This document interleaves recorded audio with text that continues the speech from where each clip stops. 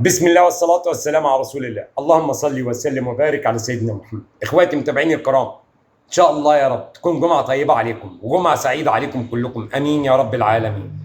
خلاص اشرف داري خلال 24 ساعة موجود في القاهرة. خلاص الصفقة انتهت بنسبة 99%. خلاص ما تشغلوش بالكم، لغى المتابعة على الانستا، لغى المتابعة، لا، خلاص الموضوع منتهي وهو اهلاوي.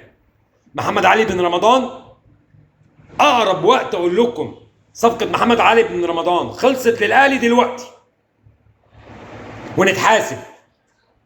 الصفقه خلاص. والجديد ان صفقه عمر الساعي الاهلي دخل فيها بقوه، وانا قلت لكم الاهلي هيخلص الاجانب، المحليين موجودين. وصفقة عمر الساعي للنادي الأهلي. الأهلي مش بس باصص على المحلي، الأهلي باصص على الدولي، باصص على العالمي.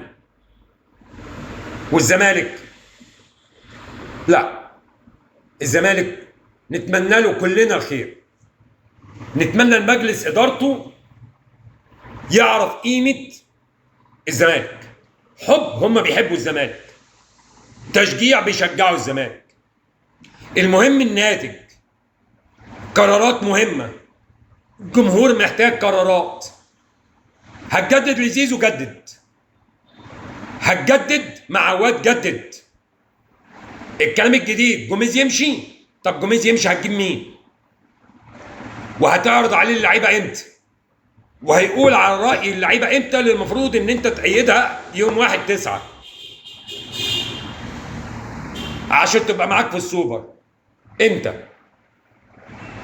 طالما انت عايز تمشي جوميز كنت تقول له هتاخد اجازه، في شرط تطلع اجازه، لا في جزء، لكن انت تدي له الموافقه عشان ما تعرفش تحاسبه ويرجع يقول لك لو ما اديتنيش مرتبي والشرط جزائي ما مشيش. احنا بنورط مجلس اداره عن مجلس اداره يورط الزمالك.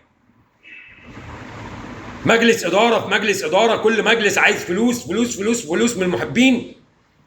فين الشغل اللي يطلع منه؟ انت لو مستني اللعيبه تتباع عشان تجيب فلوس يبقى عندك مشكله كبيره.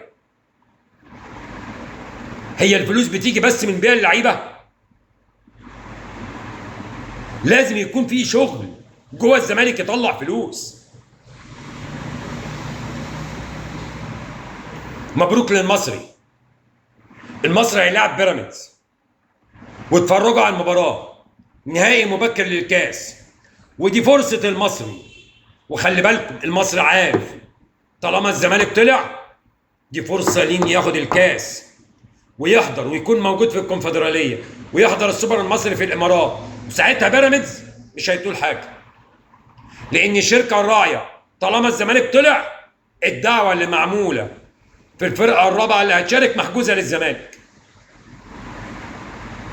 وساعتها ممدوح عيد انا مش عارف صراحه هيقول قدم ايه وعمل ايه في الموسم ده. والمصري مش هيضيع، ومستر كامل ابو علي مع جمهور بورسعيد مش هيضيعوا المباراه. هتبقى مباراه موسم. علي ماهر مش هيضيع حاجه، دي مباراه الموسم بالنسبه له. هو دي المباراه اللي هيكسب بنسبه 99% هنقول له مبروك الكاس. النهارده المصري قصاد فاركو لا، عمل مباراه، عمل مباراه. يا رب تكون رسالتي وصلت للجميع. بالتوفيق دايما لكل الناس. ما تنسوش تشتركوا في قناتي على اليوتيوب، شوت وانا شوت. سلام.